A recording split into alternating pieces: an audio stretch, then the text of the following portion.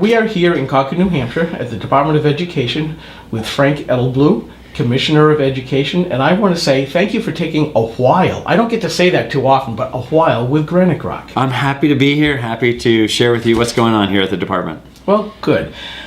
One of the things that I know that most of the Granite Rock readership doesn't understand, because they think, oh, we have a school board. We have total local control. So if somebody ticks me off, I can go to the board meetings, I can do this, I can do that, they can do this, they can do that. And then they find out later on they can't do anything at all. So if you could give a quick summary from your standpoint as the Commissioner of Education here in New Hampshire, what does the Board of Education do at the state level, and what is your role commensurate with them? Yeah, so great question, and actually a question that I think you're right, that a lot of times people are confused about the processes and who has what kinds of responsibilities.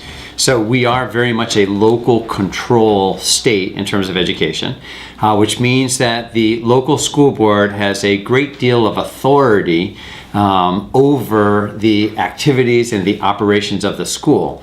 That local school board is ultimately subject to oversight by the State Board of Education.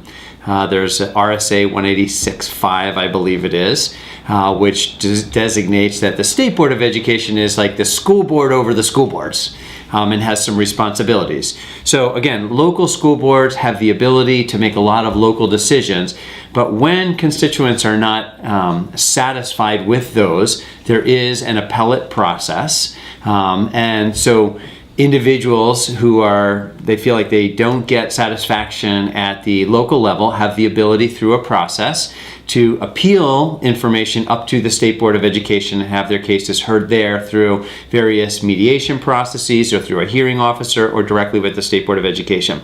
And and then the role of the department really is the administrator of those processes. So the State Board of Education is the adjudicator and the decision maker in those processes, and we have the role of administrating those processes.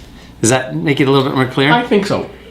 When there is a problem, however, would they first bring that appeal to you, or do they go directly to the Board of Education? Do you play any role in those kinds of issues at all? Yep, so generally, again, so first they would, if someone came to us, they had a problem in their school and they came directly to the Department of Education and say, I'm having a problem with my local school board, we would direct them to first make their case to the local school board, because that's the process, right? It's spelled out in rule that they first make the case to the local school board. There are a few exceptions that allow them to bypass that process, but not many. And I couldn't enumerate them for you right now, but they exist. So they first make the case to the local school board. If they're unsatisfied with whatever remediation the local school board takes, they can then appeal that decision, and they would contact the department, and the department would facilitate the process for the State Board of Education. So we administrate the process. Generally, that means that they would have a hearing before a hearing officer. The hearing officer would produce a report. That report would go to the State Board of Education. The State Board of Education would kind of hear the fact finding that the mediator or the hearing officer went through, and then they would make an adjudicative decision about that matter, one way or the other. Okay, does this happen often? Yes, I mean, we are in a constant process of hearing cases that come to us and bringing those before the State Board of Education. And when you say often, an easy way to understand exactly how many cases, if you were to look at the agenda for the State Board, whenever there is a case that's brought to the State Board, it's on the formal agenda, and so it's transparent. Sometimes those are heard in non-public sessions, and sometimes they're publicly heard. Okay. Order of magnitude, is it 1, 10, 100, 1,000 cases a year? No, we're probably averaging about, I would guess there's probably about 20 cases a year that get to us. Okay. So that means that there may be a whole bunch of local cases that come up that are resolved that we don't even know about because they get taken care of on the local level. Okay. The Board of Education is making the rules, or at least setting the policy. Correct. And no, they make the rules. They approve of the rules. Do you folks here under your office also flesh out those rules?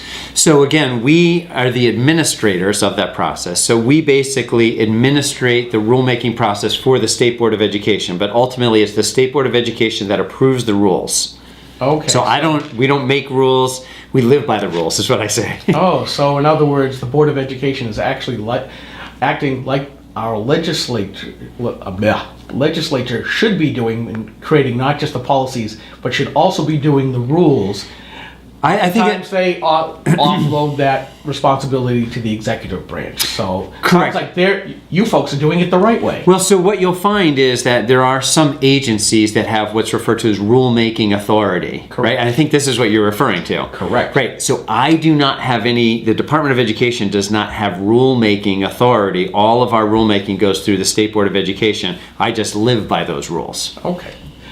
That makes my heart feel a little bit happier because, as you know from reading Granite Rock from time to time, I'm a big proponent of having those that make the policy also make all of the rules down to the very lowest level, because that's what they're paid to do. That's what they're elected to do. Or appointed to do. In this Appointed. case, yes, our State Board of Education members do not get paid. Yes. Yeah. I don't get paid as a budget committee member in my local community either, so I know how this works. Yes.